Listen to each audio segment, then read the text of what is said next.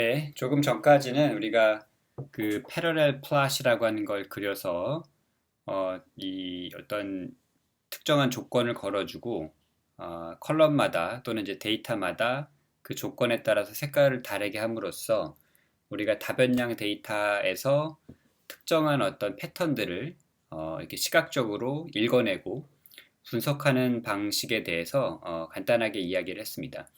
이 패러렐 플롯이라고 하는 이 함수는 명령어는 레티스 패키지에 들어있는 건데 얘는 여러분들이 따로 설치를 하지 않아도 된다고 말씀을 드렸고요. 다만 이제 그 사용하시려면 라이브러리를 통해서 이제 불러와야 됩니다. 그리고 여러분들이 이제 ggplot이라든지 이런 것들을 배웠기 때문에 아까 우리가 그렸던 그 레티스 패키지에 있는 패러렐 플롯이라고 하는 함수를 통해 그렸던 그런 라인 그래프, 선 그래프들을 우리가 ggplot을 이용해서도 여러분들이 좀 더 예쁘게 그릴 수 있는 방법도 존재하고 있습니다.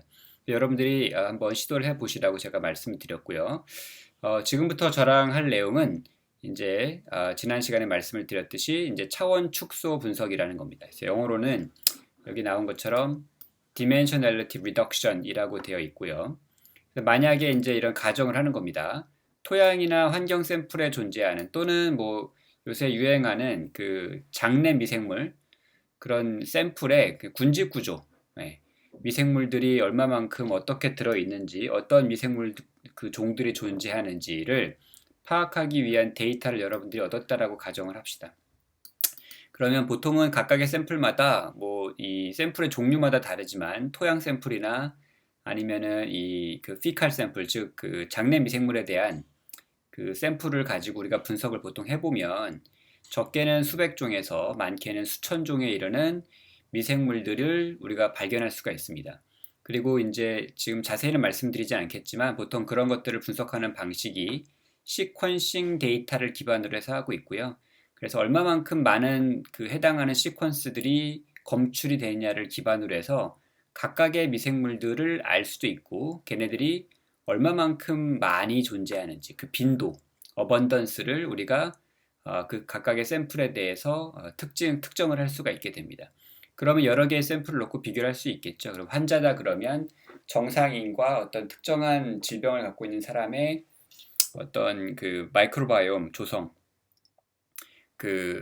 이 군집 구조에 대한 데이터를 비교해 보면 특정한 질병이라든지 아니면은 질환과 관련돼 있는 미생물들이 뭐 누가 더 많은지 누가 좀 더 적은지 이런 패턴들을 우리가 찾을 수 있을 겁니다. 근데 이런 마이크로바이옴 데이터 자체는 어쨌든 우리가 지금 살펴보고 있는 전체적으로 이 다변량, 전형적인 다변량의 데이터 형식을 보여주고 있고요. 그래서 이 워낙 많은 수천에서 그 수백에서 수천의 종에 해당하는 미생물들의 어떤 빈도에 대한 데이터들을 우리가 얻을 수 있기 때문에 얘네들 간의 의미 있는 비교나 분석을 하려면 처음에 우리가 시각적으로 하게 되는 것이 바로 이런 차원 축소 분석입니다. 지금은 이게 무슨 소리인지 잘 모르실 수도 있는데 분석을 진행을 하면서 여러분들이 조금 더 제가 지금 드리고 있는 말씀을 잘 이해하실 수 있을 거라고 생각을 합니다. 먼저 우리가 가상의 마이크로바이옴 데이터를 한번 만들어서 좀 보도록 하겠습니다. 작은 마이크로바이옴 데이터를 만들려고 해요. 제가 이거를 한번 그대로 복사해서 우리가 원래 여기서 했던 거에 갖다 붙이도록 하겠습니다. 그래서 이 좀 내용이 달라지니까 앞에서 했던 패러렐 플롯하고는 내용이 달라지니까 이렇게 구별을 하고요. 여기다가 하나 더 줄까요? 네, 세 개로 하고 여기에다가 제가 이렇게 치도록 하겠습니다. Dimensionality Reduction 이렇게 차원 축소 분석 한번 보여드리도록 하죠. 일단은 가상의 우리가 마이크로바이옴 데이터를 만들 겁니다. 여기 보시면 매트릭스를 만들고 있죠. 매트릭스를 만들어서 OTU mat이라고 하는 변수에 저장을 하고 있고요. 여기 보시면 샘플 1부터 100까지 100, replace는 true 이렇게 돼 있어서 이게 뭐냐면 이 샘플이라고 하는 함수는 숫자를 랜덤으로 이렇게 추출해주는 함수입니다. 그래서 1부터 10에서 3개의 숫자를 랜덤하게 뽑아달라는 뜻이고요. 만약에 여러분들이 나왔던 숫자도 그대로 또 나올 수 있다라고 하면 여러분들이 이렇게 t로 하시면 돼요. 그래서 이거는 반복을 해보시면 이렇게 랜덤하게 3개의 숫자들이 1부터 10 사이에서 추출이 되는 걸 볼 수가 있고요.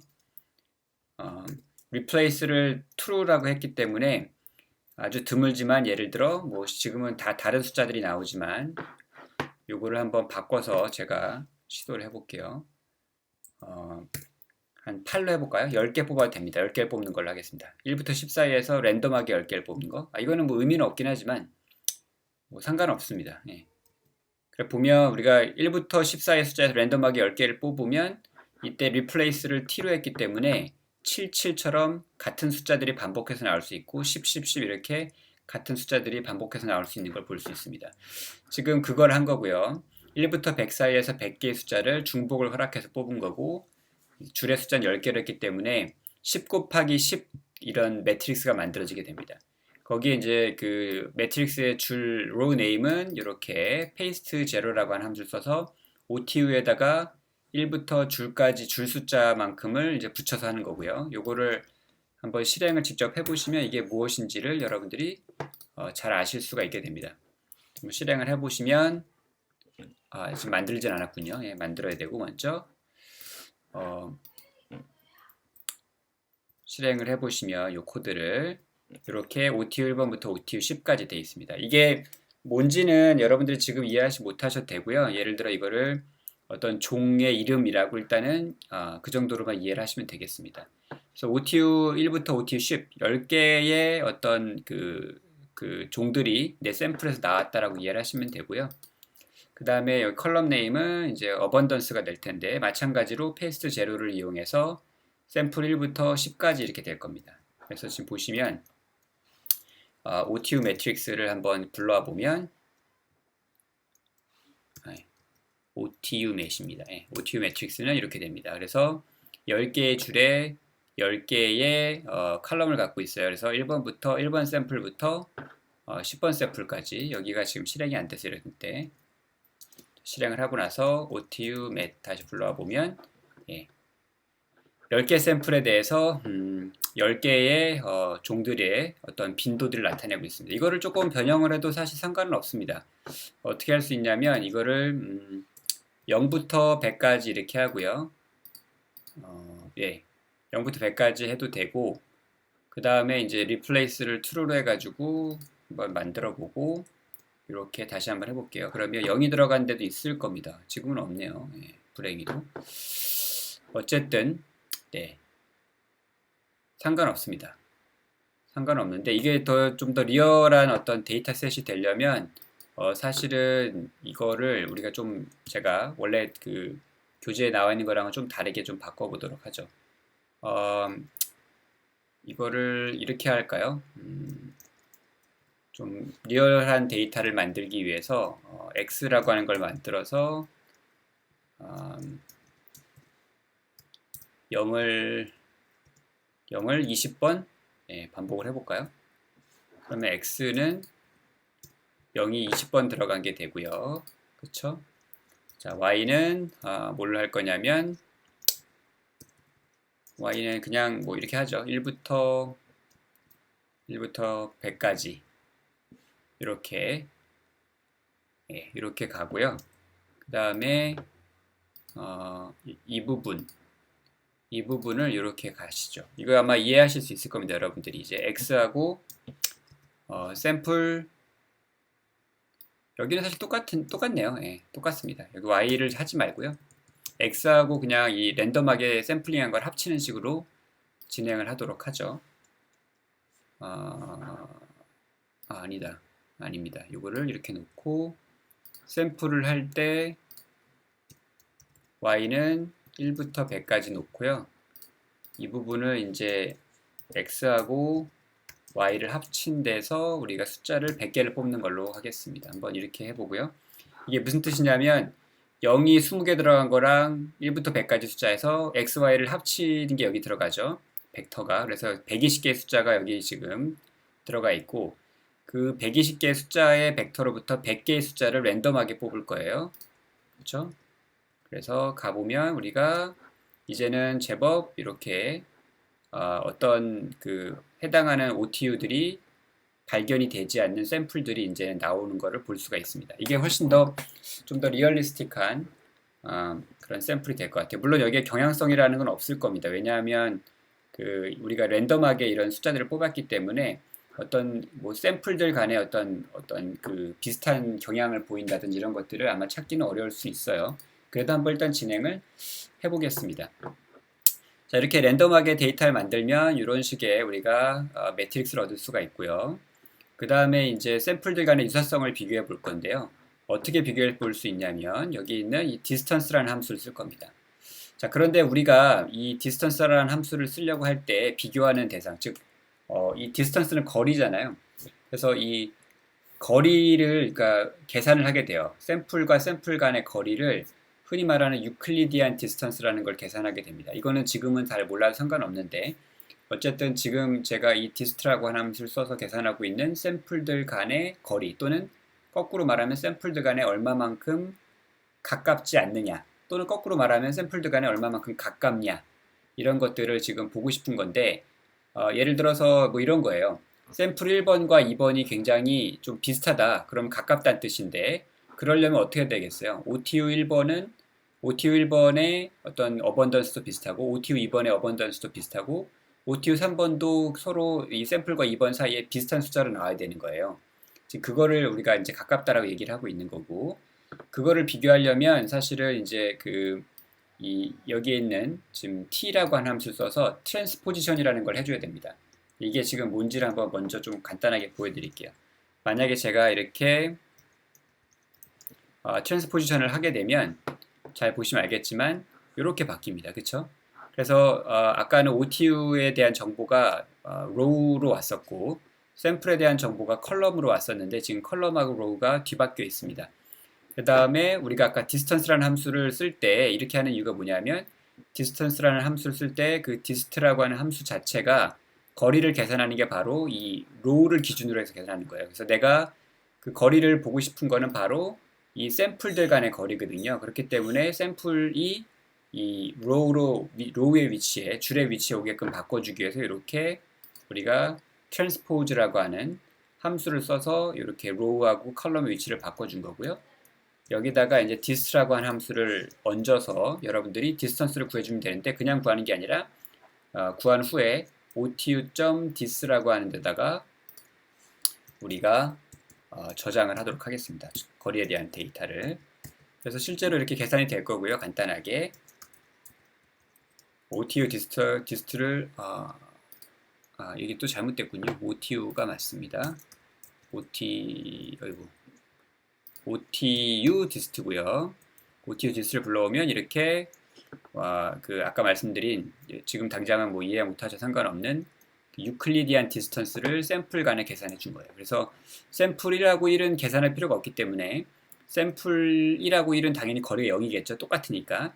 샘플 1하고 2의 사이의 거리는 145, 샘플 1하고 3 사이의 거리는 101. 그러니까 이것만 보면 뭘 할 수 있냐면 샘플 1에 비해서 샘플 1하고 3에 비해서 그러니까 정확히 말씀드리면 샘플 3은 샘플 2에 비해서 샘플 1에 가깝다라고 하는 것을 우리가 이 디스턴스 정보를 통해서 알 수 있는 겁니다. 그렇죠? 물론 샘플 4나 5는 샘플 3에 비해서 샘플 1보다 훨씬 더 멀게 지금 보이는 것처럼 나오죠. 그래서 우리가 이 디스턴스를 계산을 이렇게 하고 나면 그 다음에 이제 이걸 이용해서 우리가 샘플 간의 거리를 나타내는 어떤 그 매트릭스를 찾았고요. 그런 후에 우리가 이제 그 디멘셔널 리덕션이라고 하는 디멘셔널리티 리덕션이라고 하는 분석을 할 텐데 그러한 방법 중에 하나가 바로 여기에 있는 CMD 스케일이라고 하는 겁니다. 요거를 일단은 뭔지 모르시겠지만 일단 사용해서 제가 그냥 이걸 갖다가 복사를 하겠습니다. 사용해서 이 시각화를 하는 기본 데이터를 얻도록 할게요. 그래서 지금 OTU MDS라는 변수에다가 지금 CMD 스케일이라고 하는 함수를 써서 요 OTU 디스턴스 데이터를 인풋으로 해서 여기다 지금 집어넣은 거고요. 이렇게 하면 이 차원을 축소시켜주는 분석을 여기서 진행을 하게 될 겁니다.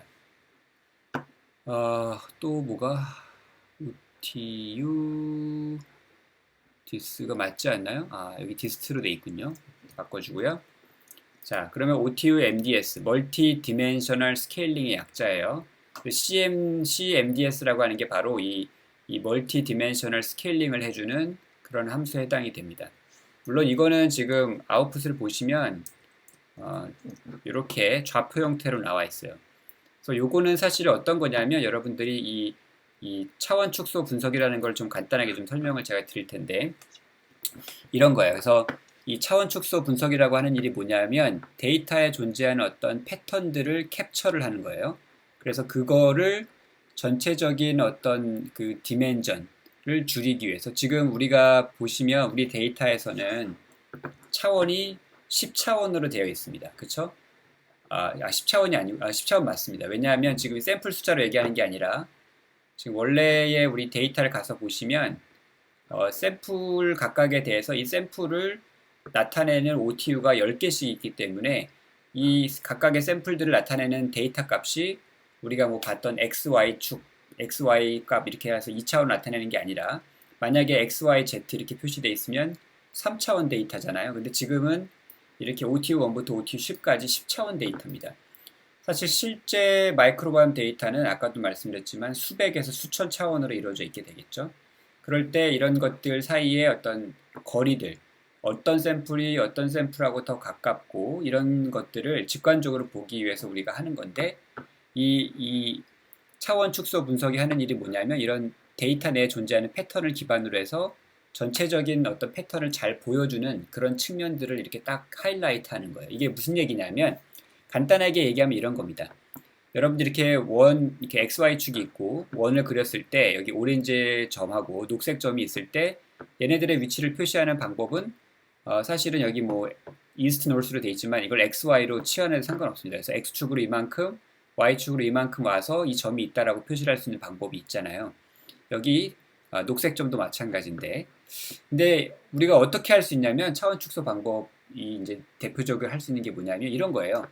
지금은 두 개의 변수를 가지고 우리가 이 점의 위치를 표시했다라고 하면 이 점을 이 원의 중심에 이렇게 이어서 이 선이 요 x축 이 양의 방향 x축으로부터 얼마만큼 각도가 돌아갔는지를 가지고 이 원상에 있는 점들의 위치를 표시하는 방법도 있을 수가 있습니다. 그렇죠? 그래서 오렌지 점은 여기서부터 48.15도가 돌아가 있고 녹색 점은 여기서부터 시작해서 257.13도가 돌아가 있다는 식으로 표시할 수가 있죠. 기본적으로 이 두 개의 데이터를 표시하는 방법들은 거의 같은, 근본적으로 같은 데이터를 우리가 가리키고는 있지만 이렇게 표시하게 되면 우리가 여기에서는 두 개의 숫자가 필요했다라고 하면 여기서는 한 개의 숫자로 표시가 가능하잖아요. 바로 이런 것이 이제 실제로 차원 축소 분석이 하는 일들입니다. 그래서 이런 건데 이제 우리가 흔히 많이 쓰는 차원 축소 방법 중에 하나가 이제 이 Principal Component Analysis라고 하는 방법이 있는데 이것도 비슷한 마찬가지의 방법을 씁니다. 어떤 데이터가 3차원상에 이렇게 있었다라고 하면 이거를 가장 잘 표현할 수 있는 방법은 이렇게 이쪽 방향 우리가 이 타원형이 보이는 X하고 Z축 플레인 면 쪽으로 이렇게 빛을 쏴가지고 거기에 생기는 그림자를 가지고 전체의 데이터의 모양을 우리가 표현할 수 있잖아요. 그러면 이런 식으로 아마 X하고 Z축으로 이런 식으로 나올 겁니다. 물론 이제 이 X하고 Y축으로 아래쪽으로 이 프로젝션을 해서 그 그림자를 이렇게 표현해도 상관없습니다. 어쨌든 중요한 거는 뭐냐면 이 전체 3차원 데이터를 가장 잘 표현할 수 있게끔 좌표를 하나 줄여가지고 2차원상의 데이터로 표현할 수가 있다는 거예요. 이게 바로 차원 축소 분석이 하는 일입니다. 조금 어려울 수도 있지만 간단하게 이렇게 해서 제가 설명을 드릴 수 있고요. 실제로 그런 차원 축소 분석을 통해서 예를 들어 입안에서 나온 마이크로바이옴, 그 다음에 사람의 피부의 마이크로바이옴, 그 다음에 질내 마이크로바이옴, 그 다음에 피컬 마이크로바이옴을 이렇게 분석해서 걔네들이 누가하고 누가 더 가까운지 이런 것들을 쉽게 볼 수가 있어요. 어떻습니까? 입안의 마이크로바이옴하고 피컬 마이크로바이옴 굉장히 떨어져 있는 걸 볼 수가 있고 아마도 환경 조건이 다르니까 여기는 산소가 많고 이쪽은 거의 대부분의 그 혐기성의 미생물들이 많이 존재할 가능성이 크죠. 그리고 재밌는 게 뭐냐면 스킨하고 그 질내 마이크로바이옴은 굉장히 비슷하게 서로 겹치는 걸 볼 수가 있어요. 우리가 이런 데이터를 이 PCA라든지 아니면은 멀티 디멘셔널 스케일링 같은 차원 축소 분석을 통해서 이런 식으로 시각화를 하게 되면 전체 데이터가 보여주는 양상을 굉장히 시각적으로 쉽게 판단할 수가 있게 되겠죠. 제가 하고자 하는 일도 바로 그런 거고요. 여기에 지금 아까도 보여드렸지만 멀티 디멘셔널 스케일링 후에 이렇게 X좌표, Y좌표로 즉 2차원 데이터로 우리의 10차원 데이터가 환원이 되어 있는 걸, 바뀌어 있는 걸 볼 수가 있어요. 그렇죠? 그러고 나면 이제 굉장히 쉬운 일인데 뭐가 어떻게 되냐면 요 XY 축의 좌표에 대한 거를 우리가 그 정보로 활용해 가지고요. 말 그대로 플라팅을 할 수 있습니다. 아주 간단하게. 이거를 그냥 여기서 심플하게만 좀 해보도록 하겠습니다. 이렇게 좌표계로 2차원 좌표계로 되어 있으니까 잘 보시면 알겠지만 이 첫 번째 컬럼을 1번 컬럼을 OTU MDS의 첫 번째 컬럼을 X축 좌표로 하고요. 두 번째 컬럼을 Y축 좌표로 해서 이제 XY를 좌표로 하는 점들을 그릴 수가 있겠죠. 물론 여러분들이 이제 이런 것들을 이제 좀 조정을 할 수 있습니다. 컬러는 스틸 블루 뭐 이렇게 잡아서 갈 수 있고, 잘 아시겠지만 이제 베이스 패키지에서 PCH19로 하면은 이런 식으로 나오겠죠. 그 다음에 이제 필요하면 여기에다 여러분들이 작업들을 해줄 수 있는데, 여기에 텍스트를 써가지고 좌표들이 가리키는 실제 데이터 샘플이 뭔지를 표시할 수도 있습니다. 자, 이렇게 돼서 잘 보시면 텍스트를 넣을 건데, 텍스트를 넣는 좌표 위치가 X하고 Y로 하고요. 레이블은 이 OTU 매트릭스의 딥네임의 두 번째 거. 그래서 이게 뭐냐면 사실은 OTU 매트릭스의 샘플 네임이 되겠습니다. 그쵸? 요거를 갖고 오면 된다. 이렇게 하면 이렇게 써지는 걸 볼 수 있어요. 지금 점하고 이 샘플 이름들이 겹치는 이유는 우리가 이 샘플의 이름들을 똑같이 XY 좌표로 집어넣기 때문이고요. 만약에 이게 싫다 그러시면 예를 들어서 여러분들이 어떤 걸 할 수 있냐면 플러스 0.1 정도 해도 될 것 같습니다. 1 하고 Y도 플러스 1 이렇게 해주면 좌표 위치가 좀 바뀝니다. 여기는 조금 지우고 다시 한번 그려보죠. 왜냐하면 지금 원래 있었던 그래프에다 이게 겹쳐지기 때문에 이런 현상이 나오는 거고요. 거리를 좀 띄워주기 위해서 한 3 정도로 해보겠습니다. 자, 그럼 플랫을 다시 그리고 텍스트를 표시해주면 이렇게 겹치지 않게 되겠죠. 이 위치는 여러분들이 조금씩 바꿔주면 될 것 같고요. 어쨌든 중요한 건 뭐냐면 우리가 차원 축소 분석을 하고 나면 어떤 것들을 알 수 있냐면, 물론 우리가 랜덤하게 만든 데이터 셋이지만 샘플 2번은 다른 샘플들하고는 굉장히 다른 패턴을 보여준다는 걸 알 수 있고, 샘플 4번과 9번이 굉장히 비슷하고요. 샘플 5번, 그 다음에 이거 잘 보이지 않는데 샘플 한 7번쯤 되는 것 같죠? 샘플 7번, 10번이 조금 비슷한 경향들을 보여주고, 그 다음에 샘플 3번, 1번, 8번, 6번이 서로 비슷한 경향을 보여준다 라고 하는 것들을 우리가 이런 차원 축소 분석을 통해서 바로 이야기를 할 수가 있게 되겠습니다. 그래서 여러분들이 이제 이런 어떤 유전자의 발현 데이터라든지 지금 제가 보여드린 이런 종류의 마이크로바이옴 데이터라든지 이런 것들이 다 다변량 데이터이기 때문에 그런 것들 힙맵이라든지 아니면은 차원 축소 분석이라든지 이런 것들을 통해서 바로 어떤 그 샘플들 간에 존재하는 관계들을 파악할 수 있는 직관적인 그런 해석이 가능한 이런 시각화 데이터를 여러분들이 이제는 얻을 수 있게 됐습니다.